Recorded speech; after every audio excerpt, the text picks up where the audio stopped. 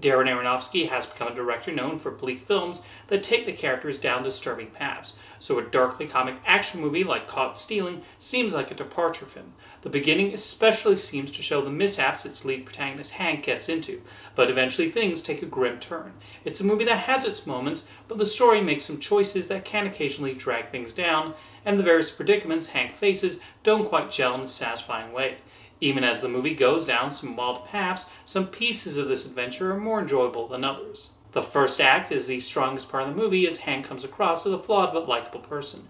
Even as he drowns his sorrows with his endless supply of alcohol, there's just a sense of him trying to get through the day. So there's an element of sympathy when he's attacked in his apartment building and things start spiraling. Charlie Huston, adapting his own book, injects some decent humor into his screenplay, a lot of which involves a cat Hank has to take care of. Austin Butler does well enough in the lead role, depicting this person who wants to hang out at the bar and then relax with a baseball game after work. Even as the issues begin, there's still some interest in the story and some funny moments. However, around the middle portion is when Caught Stealing starts to go down a less fun path and into that bleakness common in Aronofsky's work. There's one particular decision that sours a lot of the scenes that follow. The set pieces don't provide as much excitement as they should, and many of the villains going after Hank are largely stock movie mobsters whose entire purpose is to threaten him, and that's largely it. The humor is lessened, and some of the decisions made to motivate Hank don't feel earned or could have gone in a better direction. They even flashbacks to his younger years to explain why he does certain things in the present, but they don't add that much to his character. The movie starts to somewhat drag, and the interest in this chase for key wanes. Caught Stealing does pick up again when Hank meets up with two Orthodox Jewish gangsters.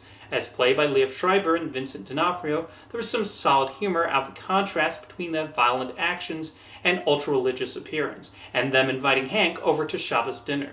It's disappointing it takes so long for the movie to return to that enjoyment after a promising start. Austin Butler carries Caught Stealing as best as he can, but the various turns in the plot don't entirely come together as a whole. The story seems to lose itself in the middle as the generic villains go after Hank and the chase becomes a little tiring.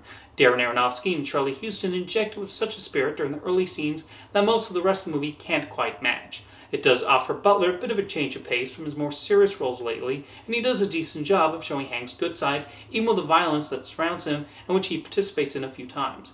The ideas are there, but Caught Stealing slightly underwhelms as a whole.